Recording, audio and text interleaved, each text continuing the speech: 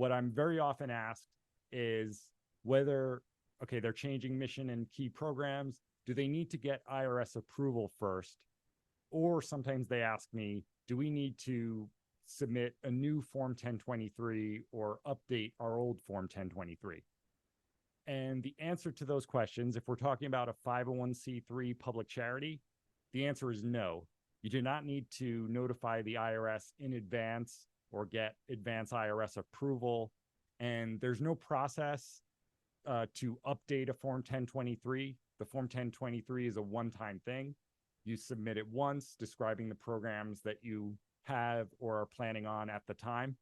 But there's not a process to update the IRS in that sense. Now, there's an exception for private foundations, if they're launching a scholarship program, but that's a very narrow exception. But most of what I deal with are 501c3 public charities, and for them, there's no requirement to get IRS approval. There is a optional process, and I wrote about this recently and I mentioned it. You can, in theory, go to the IRS and ask for a private letter ruling that, okay, your new program, your new mission is still consistent with your tax-exempt status.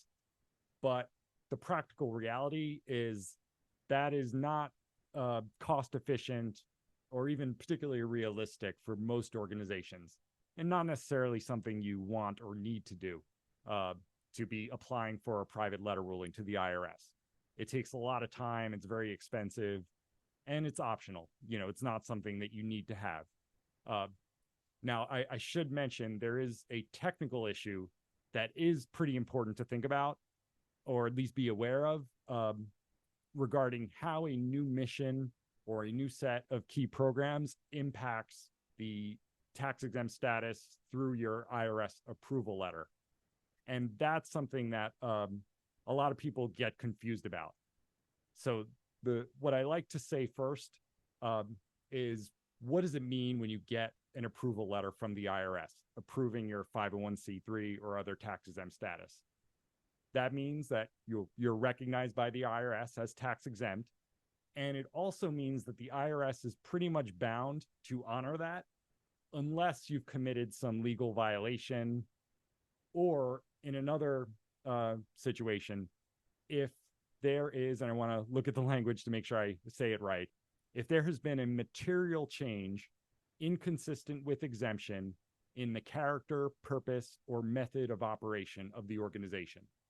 So in that case, material change inconsistent with exemption, the IRS is not obligated to honor your 501c3 approval letter. It doesn't mean that it automatically goes away. You're still tax exempt, but it does mean if the IRS ever audits the organization or takes a closer look, that, this thing is open to, to a new assessment by the IRS.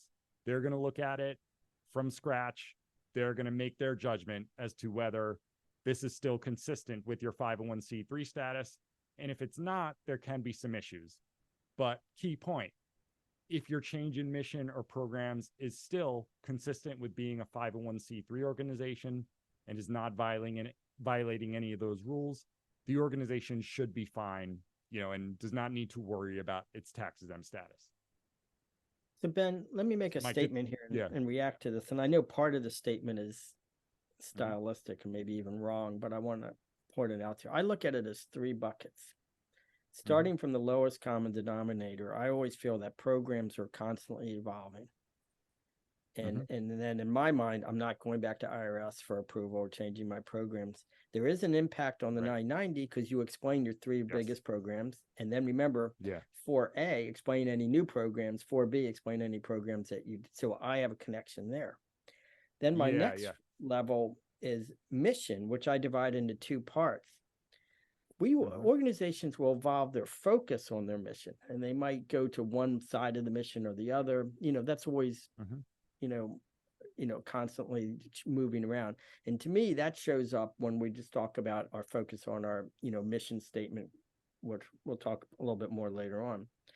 The third one, which is where I feel very uncomfortable, is when we're talking about almost a new mission. And, organization, the mission is, and I've had organizations, you've been in this business long enough, you see something, right? And really where the mission of an organization just totally disappeared. And they have the infrastructure, everything in place. And they've been, they've used words of articles of amendment, articles of repurpose or such, to actually restructure their bylaws and articles. So I think that top level we're back, and maybe even includes refiling with IRS as a new entity. But the first two are happening all the time, but we have a link back to the 990 for both of those. Yeah, and I want to emphasize that, because that is how the IRS receives this information about a major change in programs or key activities. It is through the 990. So it's, by its nature, that is backward looking. So you're not getting IRS approval in advance, except narrow cases if you're a private foundation.